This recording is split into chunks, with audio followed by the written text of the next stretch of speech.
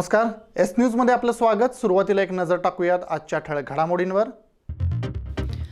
पाकिस्तानच्या भ्याड हल्ल्यात करवीर तालुक्यातील निगवे खालसा इथला जवान शहीद। आठवड्याभरात जिल्ह्यातील 2 जवानांना वीरमरण, पाकिस्तान विरोधी संतापाची लाट। भाजपचे प्रदेशाध्यक्ष चंद्रकांत पाटलांनी पुणे पदवीधर मतदारसंघाचं प्रतिनिधित्व केल्यापासून पदवीधरांच्या होत्या त्या नोकऱ्याही गेल्या। महाविकास आघाडीच्या मेळाव्यात जलसंपदा मंत्री जयंत पाटील यांचा टोला। चक्काजाम करून 26 नोव्हेंबरचा भारत बंद जिल्ह्यात यशस्वी करणार। विविध संघटनांच्या बैठकीत निर्धार। केंद्र सरकारच्या शेती आणि कामगार विषयक धोरणांचा करणार विरोध। पुणे पदवीधर आणि शिक्षक मतदारसंघाच्या निवडणुकीत महाविकास आघाडीच्या उमेदवारांच्या पाठीशी रहा। आघाडीच्या कोल्हापुरातील प्रचार मेळाव्यात नामदार सतेज पाटील यांचं आवाहन। आणि सर्व शिक्षकांची कोविड चाचणी आणि पूर्वतयारी करूनच जिल्ह्यातील 9वी ते 12वी पर्यंतचे वर्ग टप्प्याटप्प्यानं सुरू करणार। जिल्हाधिकाऱ्यांसोबत संस्थाचालक पदाधिकाऱ्यांच्या बैठकीत निर्णय। To achieve success and prosperity in business, the selection of the right place is very important. And that is why Alexa Park is the perfect choice for any kind of showroom, office, restaurant, shop or hotel. Right from 400 square feet to 4,000 square feet, ground floor to 9th floor, Alexa Park offers a variety of options for your business ventures. Best-in-class quality construction, independent parking, located in the heart of the city, a site that's highly attractive and the focus of everyone's attention. Perfect planning and super fast construction. Reaping prosperity, Alexa Park is a paramount residential and commercial hub of modern times.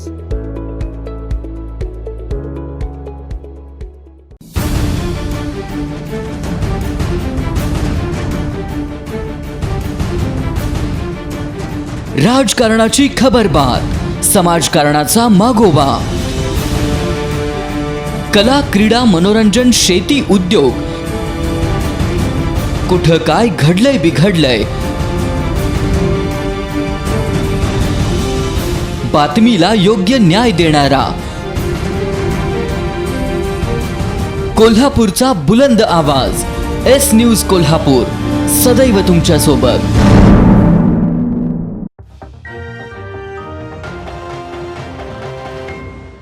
बातमीपत्रात आपलं स्वागत। भारत मातेनं पाकिस्तानच्या भ्याड हल्ल्यात आपला आणखी एक सुपुत्र गमावला। जम्मू काश्मीरच्या राजौरी सेक्टरमध्ये पाकच्या हल्ल्यात कोल्हापूर जिल्ह्यातील करवीर तालुक्यातल्या निगवे खालसा इथल्या संग्राम शिवाजी पाटील यांना वीरमरण आलं। संग्राम शहीद झाल्याची बातमी गावात कळताच परिसरात शोककळा पसरली आहे। 8 दिवसापूर्वी ऐन दिवाळीतच पाकिस्तानच्या हल्ल्यात आजरा तालुक्यातील बहिरेवाडीतील जवान ऋषिकेश जोंधळे यांना वीरमरण आलं होतं। आठवड्यात जिल्ह्यातील 2 वीर जवान शहीद झाल्यानं पाकिस्तान विरोधात संतापाची लाट आहे। गेल्या काही दिवसांपासून पाककडून सीमेवर कुरापती सुरू आहेत। भारतीय लष्कराकडून पाकला चोख प्रत्युत्तर दिलं जात असून शनिवारी सकाळी पाक लष्करानं पुन्हा एकदा शस्त्रसंधी धुडकावून लावत अंधाधुंद गोळीबार केला। राजौरी जिल्ह्यातील नौशेरा सेक्टरमध्ये पाकिस्तानी सैन्यानं गोळीबार केला। यात कोल्हापूर जिल्ह्यातील निगवे खालसा इथले जवान संग्राम शिवाजी पाटील शहीद झाले। शहीद जवान संग्राम पाटील हे सैन्य दलातील 16 मराठा बटालियनमध्ये कार्यरत होते। 18 वर्षापूर्वी सैन्य दलात भरती झालेल्या संग्राम यांची 17 वर्षाची मुदत गेल्या वर्षी संपली होती। 17 वर्ष देशसेवा केल्यानंतर आणखी 2 वर्ष त्यांनी मुदत वाढवून घेतली होती। मात्र शुक्रवारी पाकिस्तानच्या भ्याड हल्ल्यात त्यांना वीरमरण आलं। संग्राम पाटील हे शहीद झाल्याचं वृत्त लष्कराच्या अधिकाऱ्यांनी लहान भाऊ संदीप पाटील यांना दूरध्वनीवरून कळवलं। त्यानंतर संपूर्ण गावात शोककळा पसरली। ग्रामस्थांनी सर्व व्यवहार 3 दिवसांसाठी बंद ठेवलेत। आज सकाळी आमदार ऋतुराज पाटील यांनी निगवे खालसा गावाला भेट देऊन ग्रामस्थांचं सांत्वन केलं आणि अंत्यविधी स्थळाची पाहणी केली। संग्राम पाटील यांच्या बलिदानामुळे पाटील कुटुंबियांवर दुःखाचा डोंगर कोसळलाय। त्यांच्या कुटुंबियांच्या दुःखात आपण सहभागी असल्याची भावना आमदार ऋतुराज पाटील यांनी व्यक्त केली. आज पहाटे 4 वाजता दुर्दैवानं आमचे जवान शहीद त्या ठिकाणी झालेले आहेत आणि ज्या पद्धतीनं आज त्या ठिकाणी युद्ध झालं, संग्राम पाटील हे आमचे निगवे खालसा इथले जवान होते आणि आज सकाळीच आम्हाला माहिती मिळाली की अतिरेकी हल्ल्यामध्ये त्यांनी धाडसानं पुढे गेले आणि शहीद आज त्या ठिकाणी झालेले आहेत. एक पाटील कुटुंबावर मोठं त्या ठिकाणी डोंगर आज त्या ठिकाणी कोसळलेलं आहे. दुर्दैवानं अशी परिस्थिती निगवे खालसा गावामध्ये त्या ठिकाणी आलेली आहे. पण आम्हाला अभिमान आहे की आमचे संग्राम पाटील हे त्या ठिकाणी लढाई करत होते. आमचं नाव त्या ठिकाणी देशाचं पुढं नेण्याचा प्रयत्न त्या ठिकाणी त्यांनी केला आणि आम्ही सगळेजणच त्यांच्या या दुःखामध्ये सहभागी आहोत. संग्राम पाटील यांच्या पार्थिवावर गावातील मैदानावर अंत्यसंस्कार करण्यात येणार आहेत. त्या ठिकाणी मित्रपरिवारासह ग्रामस्थांनी श्रमदानासाठी मोठी गर्दी केली होती. यावेळी वर्गमित्रांनी संग्रामच्या जुन्या आठवणींना उजाळा देत त्यांना श्रद्धांजली वाहिली. सुपुत्र संग्राम पाटील हे यांचा स्वभाव मनमिळावू आणि अतिशय चांगल्या प्रकारची देशसेवेसाठी स्वतःला वाहून घेणारे संग्राम पाटील पहिल्यापासूनच प्राथमिक शाळेचे शिक्षण त्यांचे निगवे गावामध्ये झाले. तिथून उच्च शिक्षण त्यांनी निगवे गावामध्येच केले. त्याचप्रमाणे आजच्या या दिवसभराच्या संग्राम पाटील यांच्या बातमीनं निगवे खालसा हे गाव पूर्ण शोकसागरात बुडालेलं आहे. त्याच पद्धतीनं पाकिस्ताननं असा जो हल्ला केला आहे, या हल्ल्यामध्ये निगवे गावच्या युवा तरुणांनी एक आदर्श घेतलेला आहे. 200-250 विद्यार्थी आता रेजिमेंटमध्ये जाण्यासाठी दररोज प्रॅक्टिस करत आहेत. मला असं वाटतं की या पाकिस्तानला अशा या जवानांनी, या वीर तरुणांनी जाऊन पाकिस्तानला नास्तूनाबूद करावं, म्हणजे त्यांचे हे छुपे हल्ले थांबतील. संग्राम शिवाजी पाटील शहीद झालेले आहेत, निगवेगावचे सुपुत्र. मी आणि संग्राम एकाच शाळेत होतो. आम्ही मराठी शाळेत विद्यामंदिर निगवे खालसा आणि हायस्कूल चनीशेट्टी विद्यालय येथे शिकलो. संग्रामला खेळाचा जास्त आवड होती. तो स्पोर्टमध्ये जास्त इन्व्हॉल्व होता. त्यातच त्याला आर्मीची पण आवड होती. आर्मीमध्ये जायची त्याची तीव्र इच्छा होती. तीव्र इच्छेमुळे तो आर्मी भरती पण झाला. भरतीत त्याने रिटायरमेंटचे वर्ष पूर्ण केले आणि एक्स्ट्रा सेवा द्यायसाठी त्याने 2 वर्ष वाढवून घेतलीत. आणि आता सुट्टीला यायच्या वेळी सुट्टी कॅन्सल करून तो तिथंच थांबला आणि 10 तारखेला सुट्टीला येणार होता. तोवर काळानं घात केला आणि ते शहीद झाला. दरम्यान पालकमंत्री सतेज पाटील यांनीही ट्विट करून शहीद जवान संग्राम पाटील यांना श्रद्धांजली वाहिली. निगवे खालसा गावात 90 आजी-माजी सैनिक आहेत. या ठिकाणी 250 ते 300 तरुण सैन्यात भरती होण्यासाठी सराव करत असून या मैदानाला शहीद जवान संग्राम पाटील असं नाव देणार असल्याचं सरपंच पांडुरंग महाडेश्वर यांनी जाहीर केलं. शहीद जवान संग्राम पाटील यांचं आज या भारत आणि पाकिस्तानच्या बाँड्रीवर शहीद झालेलं आहे. ते या निगवे गावामध्ये ते लहानपणापासूनच मी मिलिटरीत भरती होणार, देशाची सेवा करणार असं वारंवार ते म्हणत होते. आज आम्हाला दुःख एवढं वाटतंय, धक्का त्यांची वार्ता समाजाला आम्हाला धक्का बसला. सगळ्या निगवे गावाची 10,000 लोकसंख्या आहे. 10,000 लोकसंख्येला धक्काही बसलेला आहे. गाव 3 दिवस बंद केलेला आहे. आज इथून निगवे खालसातील मुलं 90 मिलिटरीत आपल्या मिलिटरीमध्ये देशाची सेवा करत आहेत. 250 ते 300 मुलं ह्या ग्राउंडवर आज सराव करतात देशाच्या सेवेसाठी भरती होण्यासाठी. तर ह्या क्रीडांगणाला शहीद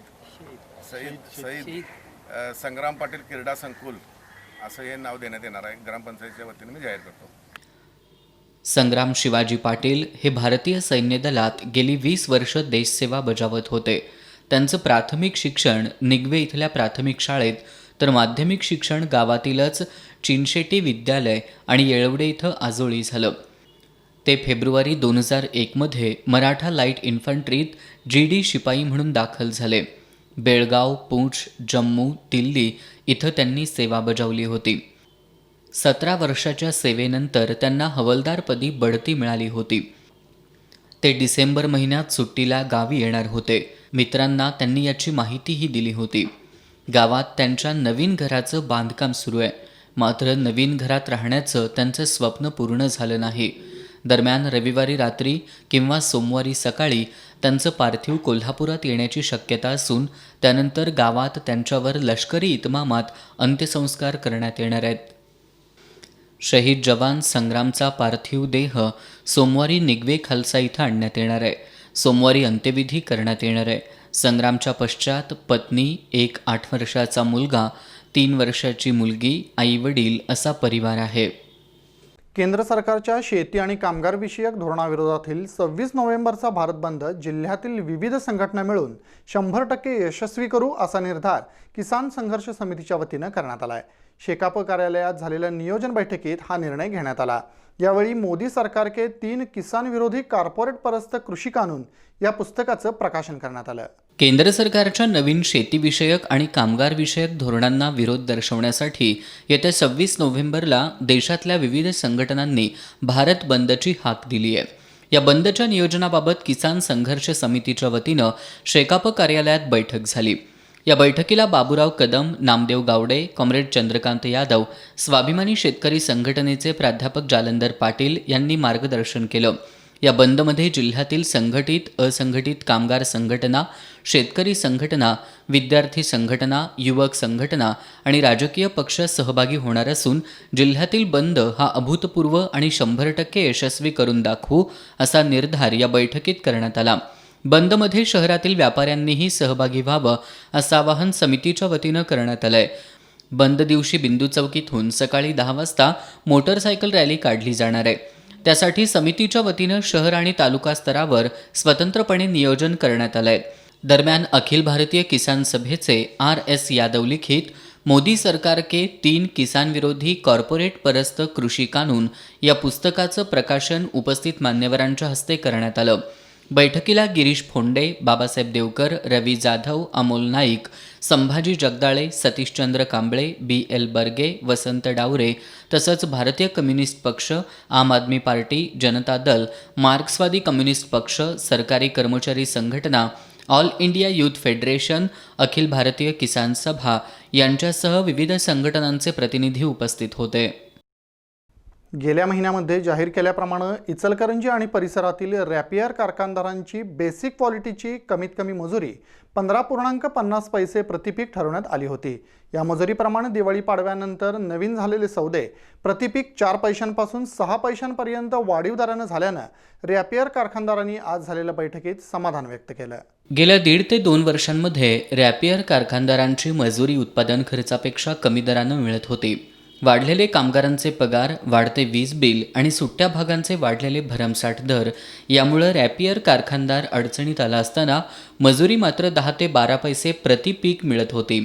या अडचणीतून मार्ग काढण्यासाठी सर्व रॅपियर कारखानदार एकत्र आले. किमान मजुरी काय असावी यासाठी अभ्यास गट नेमून प्रति पीक 15.50 पैशांच्या खाली कुणीही सौदे करू नयेत अशी घोषणा करण्यात आली होती. या घोषणेची अंमलबजावणी कशा पद्धतीनं सुरू आहे यासंबंधी आज आढावा बैठक घेण्यात आली. यावेळी उपस्थित कारखानदारांनी वाढीव दरानं केलेल्या सौद्यांचे करार कमिटीला दाखवले. त्याचबरोबरीनं पेमेंट धारा 1 दिवसांपासून 30 दिवसांपर्यंत केल्यामुळं यावर्षीची दिवाळी कारखानदारांना सुखकररित्या गेल्याचं अनेक कारखानदारांनी सांगितलं. यावेळी सतीश कोष्टी, पुंडलिकराव जाधव, सागर चाळके, राजाराम धारवट, पांडुरंग धोंडपुडे, दत्तात्रय कनोजे, चंद्रकांत पाटील, रफिक खानापुरे, जनार्दन चौगुले, सुकुमार देवमोरे, शीलकुमार पाटील यांच्यासह रॅपियर कारखानदार उपस्थित होते. आता बातमी आहे गुन्हेगारी क्षेत्रातली. आयसोलेशन हॉस्पिटल परिसरातील वाळू अड्ड्यावरील 15 ट्रकमधील सुमारे 1.5 लाख रुपये किमतीच्या बॅटऱ्या अज्ञातांनी लंपास केल्या आहेत. अज्ञातांनी ट्रकच्या केबिन फोडून मोठं नुकसान केलंय. या प्रकरणी शुक्रवारी रात्री राजारामपुरी पोलिसात गुन्हा दाखल करण्यात आला आहे. आयसोलेशन हॉस्पिटल परिसरातील वाळू अड्ड्यात नेहमी ट्रक पार्किंग केलेले असतात. इथल्या ट्रकच्या सुरक्षेसाठी सुरक्षा रक्षक तैनात असतात. मात्र सध्या दिवाळी सुट्टी असल्यानं इथले सुरक्षा रक्षक सुट्टीवर आहेत. या संधीचा फायदा घेऊन गुरुवारी मध्यरात्रीच्या सुमारास या ठिकाणी पार्किंग केलेल्या गौसलाल मुल्ला, अरुण जमदग्नी, प्रकाश काकड, जयराम माने, उमेश खळमोडे यांच्या मालकीच्या ट्रकच्या केबिनची कुलूप तोडून त्यातील सुमारे 1.5 लाख रुपये किमतीच्या 15 बॅटऱ्या लंपास केल्यात. अज्ञातांनी केबिनमधील अन्य साहित्याची तोडफोड केली आहे. यापूर्वीही या ठिकाणी बॅटरी चोरीचे प्रकार घडलेत. या प्रकरणी गौसलाल मुल्ला यांनी दिलेल्या फिर्यादीवरून राजारामपुरी पोलिसात अज्ञातांविरोधात गुन्हा दाखल करण्यात आलाय. ताज्या बातम्यांच्या अपडेटसाठी एस न्यूज कोल्हापूर हे आमचे यूट्यूब चॅनल सबस्क्राईब करा. इथे घेऊयात एक छोटीशी विश्रांती. पाहत रहा एस न्यूज.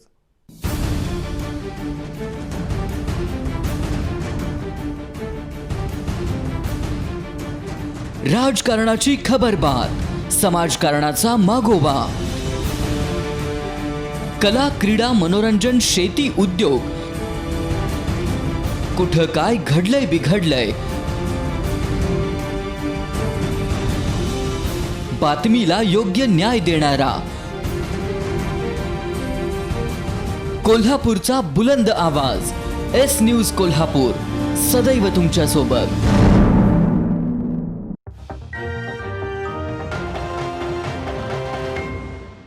ब्रेकनंतर बातमीपत्रात आपलं स्वागत. पुणे पदवीधर आणि शिक्षक मतदारसंघांची निवडणूक पक्षाच्या आणि कार्यकर्त्यांच्या जोरावर होतीये. या निवडणुकीच्या निमित्तानं कोल्हापूर आणि सांगली जिल्ह्याला संधी मिळाली आहे. त्यामुळे सर्वांनी महाविकास आघाडीचे उमेदवार जयंत आसगावकर आणि अरुण लाड यांच्या पाठीशी उभं राहावं असं आवाहन गृहराज्यमंत्री आणि कोल्हापूर जिल्ह्याचे पालकमंत्री सतेज पाटील यांनी केलं. महाविकास आघाडीच्या वतीनं पुणे पदवीधर आणि शिक्षक मतदारसंघातील उमेदवारांसाठी कोल्हापुरात आयोजित प्रचार मेळाव्यात ते बोलत होते. मेळाव्याला आघाडीचे सर्व प्रमुख नेते उपस्थित होते. पुणे पदवीधर मतदारसंघ आणि शिक्षक मतदारसंघातील महाविकास आघाडीचे उमेदवार अरुण लाड आणि प्राध्यापक जयंत आसगावकर यांच्या प्रचारार्थ आज कसबा बावड्यातील महासैनिक दरबार हॉल इथं प्रचार मेळावा आयोजित करण्यात आला होता. या मेळाव्याला राष्ट्रवादी काँग्रेस पार्टीचे महाराष्ट्र प्रदेशाध्यक्ष तसंच जलसंपदा मंत्री जयंत पाटील, ग्रामविकास मंत्री हसन मुश्रीफ, कोल्हापूरचे पालकमंत्री सतेज पाटील, उच्च शिक्षण मंत्री उदय सामंत, सहकार राज्यमंत्री विश्वजित कदम, खासदार संजय मंडलिक, खासदार धैर्यशील माने, माजी महापौर निलोफर आजरेकर यांच्यासह जिल्ह्यातील आमदार, माजी आमदारांची उपस्थिती होती. महाविकास आघाडीच्या माध्यमातून कोल्हापूर, सांगली जिल्ह्यातील अरुण लाड आणि प्राध्यापक जयंत आसगावकर यांना उमेदवारी मिळाली आहे. हे दोन्ही उमेदवार सक्षम आणि अनुभवी आहेत. पदवीधर आणि शिक्षकांचे प्रश्न सोडवण्याची क्षमता त्यांच्यात असल्याचं नामदार सतेज पाटील यांनी सांगितलं. ही निवडणूक पक्षाच्या आणि कार्यकर्त्यांच्या जोरावर होत असून सर्वांनी त्यांच्या पाठीशी उभं राहून आघाडीचे उमेदवार निवडून आणण्याची जबाबदारी घ्यावी असं आवाहन नामदार सतेज पाटील यांनी केलं. आणि म्हणून ही निवडणूक सहसा उमेदवाराबरोबर पक्षाच्या ताकदीवर, पक्षाच्या कार्यकर्त्यांच्या जीवावर ही निवडणूक सहसा होत असते.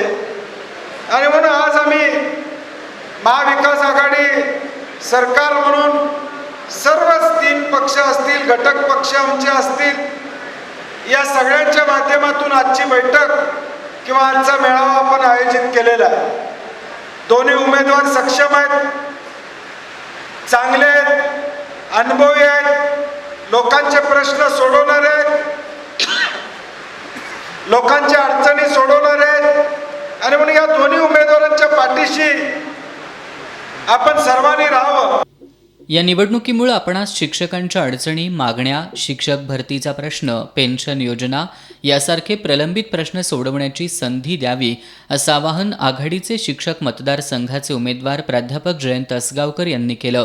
आत्तापर्यंत शिक्षक मतदारसंघासाठी होणाऱ्या मतदानाची टक्केवारी फक्त 40% होती. ती या निवडणुकीत 100% होण्यासाठी प्रयत्न करावेत. तसंच पहिल्या क्रमांकाचा पसंतीक्रम देऊन निवडून आणावं असं आवाहनही जयंत आसगावकर यांनी केलं. पदवीधर मतदारसंघातून निवडून आलेल्या आमदारांनी निवडणुकीपूर्वी दिलेल्या कोणत्याही आश्वासनांची पूर्तता केलेली नाही. पदवीधरांचे अनेक प्रश्न प्रलंबित आहेत. त्यांनी केलेल्या पोकळ आश्वासनांमुळं पदवीधरांचं मोठं नुकसान झाल्याची टीका पदवीधर मतदारसंघाचे उमेदवार अरुण लाड यांनी केली. लोकसभा निवडणुकीवेळी पालकमंत्री सतेज पाटील यांच्या आमचं ठरलंय या टॅगलाईनखाली काँग्रेस राष्ट्रवादी पक्षाचे जिल्ह्यातील सर्व नेते, पदाधिकारी आणि कार्यकर्त्यांचा माझ्या विजयात मोठा वाटा आहे. त्याची उतराई म्हणून पदवीधर आणि शिक्षक मतदारसंघातील आघाडीच्या नेत्यांना विजयी करण्यासाठी आपण अग्रभागी राहू अशी ग्वाही खासदार संजय मंडलिक यांनी दिली. पदवीधर आणि शिक्षकांच्या समस्या सोडवण्याची क्षमता आघाडीच्या या दोन्ही उमेदवारांमध्ये असल्याचं खासदार धैर्यशील माने यांनी सांगितलं.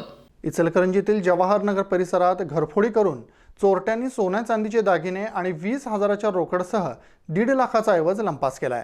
या प्रकरणी मल्लिकार्जुन चंद्रशेखर गंजाळ यांनी शिवाजीनगर पोलीस ठाण्यात तक्रार दिली आहे. जवाहरनगर परिसरात राहणारे गंजाळ गणपतीपुळे इथं देवदर्शनासाठी गेले होते. चोरट्यांनी गंजाळ यांचे शेजारी दुंडाप्पा यांच्या घराच्या पोटमाळ्यावरून गंजाळ यांच्या घरात प्रवेश केला. चोरट्यांनी त्यांच्या घरातील लोखंडी कपाटाचा दरवाजा उचकटून 20,000ची रोकड, 60,000 किमतीचे 1.5 तोळ्याचे सोन्याची चेन, पाऊण तोळ्याची बोरमाळ, लहान मणी, अंगठी असा 1,42,000 रुपयांचा ऐवज लंपास केलाय. या प्रकरणी शिवाजीनगर पोलिसात नोंद झाली आहे. कोल्हापूर जिल्ह्यात आज सायंकाळी 5 वाजेपर्यंतच्या 24 तासात 35 नवे कोरोनाबाधित रुग्ण आढळून आले, तर 46 रुग्णांना डिस्चार्ज देण्यात आला. या काळात एकही रुग्ण दगावला नाही. सध्या जिल्ह्यात 587 कोरोनाबाधित रुग्णांवर उपचार सुरू आहेत. जिल्ह्यात 24 तासात एकूण 1,081 जणांचे स्वॅब चाचणी अहवाल प्राप्त झाले. त्यापैकी 35 अहवाल पॉझिटिव्ह तर 1,058 अहवाल निगेटिव्ह आले. 17 अहवाल नाकारण्यात आले. 24 तासातल्या नव्या कोरोनाबाधित रुग्णांमध्ये कोल्हापूर शहरात सर्वात जास्त म्हणजेच 16 रुग्ण आढळून आले. त्यापाठोपाठ भुदरगड तालुक्यात 5, चंदगड तालुक्यात 3, कागल, करवीर आणि पन्हाळा तालुक्यात प्रत्येकी 1, तर सर्व नगरपालिका क्षेत्रात मिळून 4 रुग्ण आढळून आले. आजरा, गडिंग्लज, गगनबावडा, हातकणंगले, राधानगरी, शाहूवाडी आणि शिरोळ तालुक्यात एकही रुग्ण आढळून आला नाही. अन्य जिल्ह्यातून आलेल्या 4 रुग्णांची नोंद झाली आहे. याबरोबरच जिल्ह्यातील कोरोनाबाधित रुग्णांची आत्तापर्यंतची एकूण संख्या 48,895 इतकी झाली आहे. 24 तासात 46 रुग्णांना बरे झाल्यानं डिस्चार्ज देण्यात आला आहे. त्यामुळे डिस्चार्ज दिलेल्या रुग्णांची एकूण संख्या 46,637 झाली आहे. 24 तासात एकही रुग्ण दगावला नाही. सध्या जिल्ह्यात 587 कोरोनाबाधित रुग्णांवर उपचार सुरू आहेत. विधानसभा निवडणुकीच्या तोंडावर काँग्रेसचे तत्कालीन कोल्हापूर जिल्हाध्यक्ष प्रकाश आवाडे यांनी आपल्या पदाचा राजीनामा देऊन काँग्रेस पक्षाला सोडचिठ्ठी दिली होती. त्यानंतर त्यांनी अपक्ष म्हणून निवडणूक लढवून ते विजयी झाले. आता मात्र त्यांनी कोणत्याही गोष्टीचा विचार न करता पालकमंत्री सतेज पाटील यांच्यासोबत पक्षाचं काम करण्यासाठी लवकरात लवकर काँग्रेस पक्षात प्रवेश करावा, असं आवाहन ग्रामविकास मंत्री हसन मुश्रीफ यांनी केलं. महाविकास आघाडीच्या वतीनं पुणे पदवीधर आणि शिक्षक मतदारसंघातील उमेदवारांसाठी कोल्हापुरात आयोजित प्रचार मेळाव्यात ते बोलत होते. आणि आवाडे साहेबांचा मी फोटो बघितला, ते एस.के. पाटलाला भेटून आले. म्हणजे आवाडे साहेब काँग्रेसचे जे प्रभारी आहेत, म्हणजे आवाडे साहेब सुद्धा पी.एन. पाटलांच्या, बंटी पाटलांच्या नेतृत्वाखाली काँग्रेसमध्ये लवकरात लवकर यावं असं मी त्यांचं स्वागत करतो. लॉकडाऊन काळातील वाढीव वीज बिलं ग्राहकांच्या माथी मारण्याचा डाव महावितरण कंपनीचा आहे. मात्र जबरदस्तीने ही वीज बिल वसुली सुरू केल्यास झोडपो आंदोलनाद्वारे उत्तर दिलं जाईल, असा इशारा श्री गहिनीनाथ कृषी विज्ञान मंडळाचे अध्यक्ष रमेश माळी आणि स्वाभिमानी शेतकरी संघटनेचे जिल्हा उपाध्यक्ष सागर कोंडेकर यांनी कागल इथं पत्रकार बैठकीत दिला. लॉकडाऊनच्या काळात महावितरण कंपनीकडून वीज ग्राहकांचं मीटर रिडिंग घेता आलं नाही. लॉकडाऊन संपल्यानंतर महावितरण कंपनीकडून रीतसर रिडिंग घ्यायला सुरुवात झाली. मात्र लॉकडाऊनच्या काळात वीज बिलं वाढून आल्यानं ग्राहकांमधून संताप व्यक्त होतोय. महावितरण कंपनी आणि ऊर्जा खातं संगनमतानं महाराष्ट्राच्या जनतेची दिशाभूल करतायत, असा आरोप गहिनीनाथ कृषी विज्ञान मंडळाचे अध्यक्ष रमेश माळी आणि स्वाभिमानी शेतकरी संघटनेचे जिल्हा उपाध्यक्ष सागर कोंडेकर यांनी केलाय. महावितरण कंपनीनं जबरदस्तीनं वसुली सुरू केल्यास त्याला झोडपो आंदोलनाद्वारे उत्तर दिलं जाईल, असा इशाराही त्यांनी दिलाय. दरम्यान सोमवारी कागल इथल्या खर्डेकर चौकात वाढीव वीजबिलाविरोधात निदर्शनं करून वीजबिलाची होळी केली जाणार असल्याचं माळी आणि कोंडेकर यांनी सांगितलं. ताज्या बातम्यांच्या अपडेटसाठी एस न्यूज कोल्हापूर हे आमचे यूट्यूब चॅनल सबस्क्राईब करा. इथे घेऊयात एक छोटीशी विश्रांती. पाहत रहा एस न्यूज.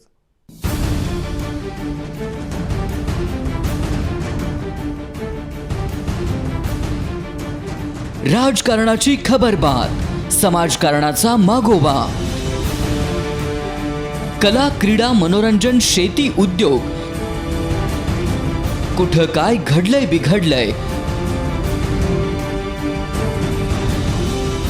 बातमीला योग्य न्याय देणारा कोल्हापूरचा बुलंद आवाज एस न्यूज कोल्हापूर, सदैव तुमच्या सोबत.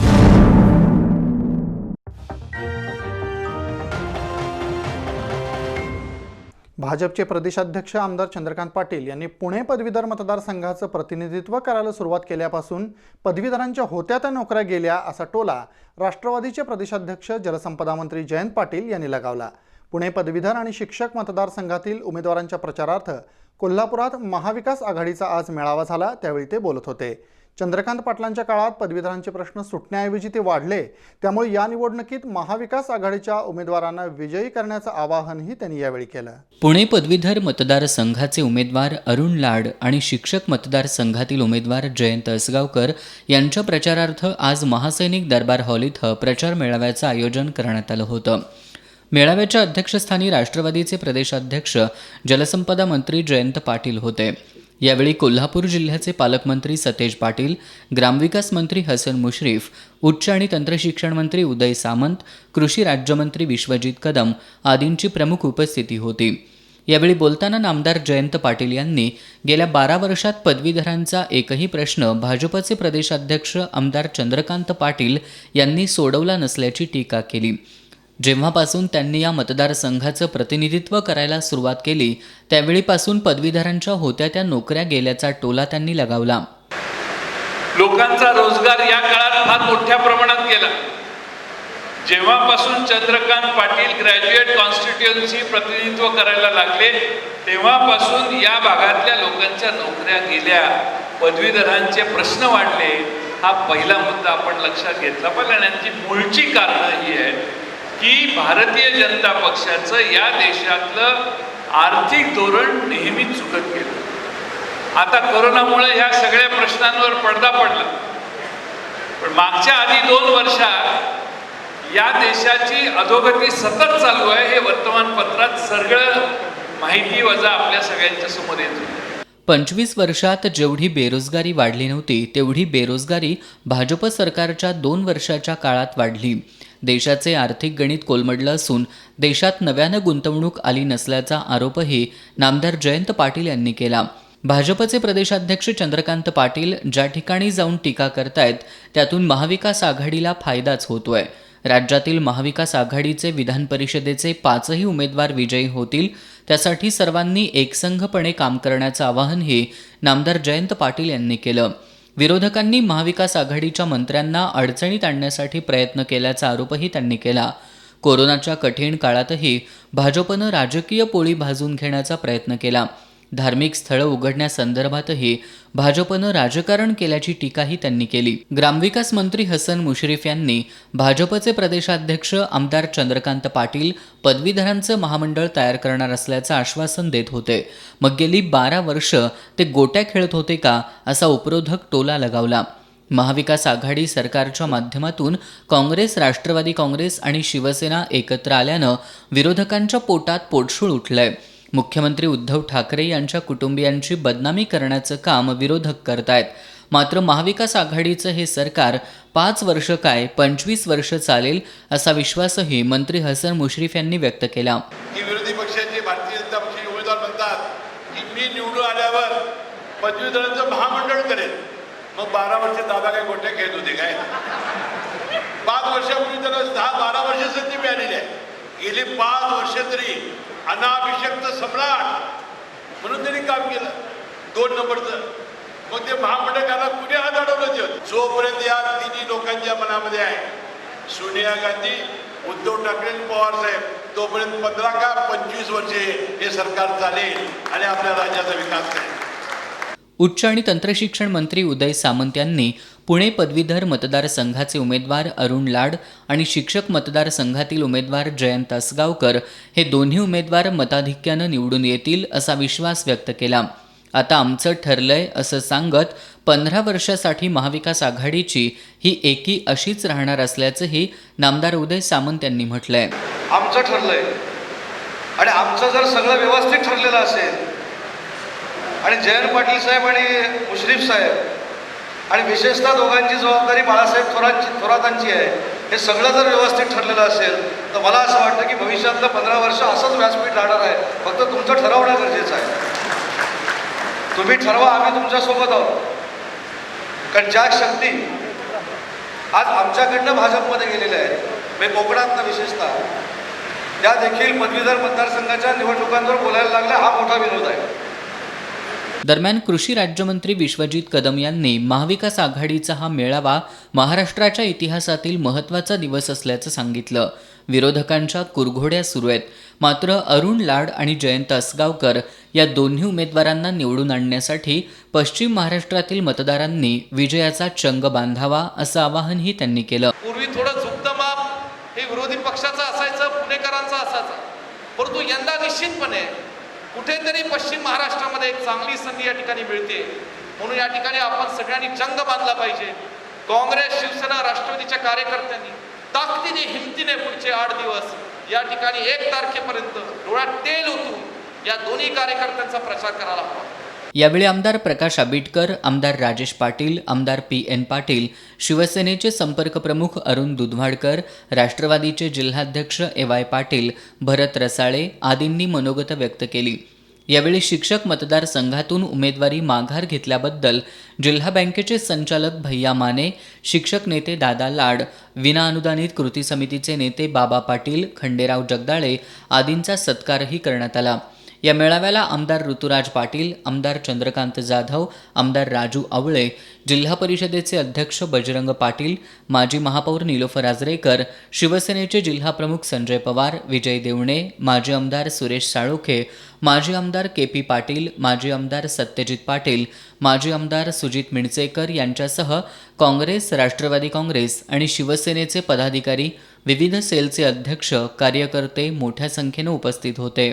सर्व शिक्षकांची कोविड चाचणी आणि पूर्वतयारी करूनच जिल्ह्यातील 9वी ते 12वी पर्यंतचे वर्ग टप्प्याटप्प्याने सुरू करण्याचा निर्णय संस्थाचालक पदाधिकारी यांच्या बैठकीत घेण्यात आल्याची माहिती जिल्हाधिकारी दौलत देसाई यांनी दिली आहे. काही राज्यात कोरोनाची दुसरी लाट येत असल्यानंच हा निर्णय घेण्यात आल्याचंही त्यांनी म्हटलं आहे. दिल्ली, मुंबई, पुणे परिसरात कोरोना रुग्णांच्या संख्येत वाढ होतीये. या पार्श्वभूमीवर संस्थाचालक पदाधिकाऱ्यांची जिल्हाधिकाऱ्यांसोबत बैठक झाली. या बैठकीत जिल्ह्यातील 9वी ते 12वी पर्यंतचे वर्ग टप्प्याटप्प्यानं सुरू करण्याचा निर्णय घेण्यात आल्याची माहिती जिल्हाधिकारी दौलत देसाई यांनी दिली. 23 नोव्हेंबरपासून शाळा सुरू करणं बंधनकारक नाही. सर्व शिक्षकांची कोविड चाचणी पूर्ण झाल्याशिवाय आणि मुलांना शाळेत पाठवण्यासाठी पालकांनी लेखी संमती दिल्याशिवाय शाळा सुरू करता येणार नाहीत. यासाठी कालावधी लागणार असल्यानं 7 डिसेंबरनंतर शाळा सुरू केल्या तरी त्याला संमती देण्यात आल्याचं जिल्हाधिकारी देसाई यांनी स्पष्ट केलंय.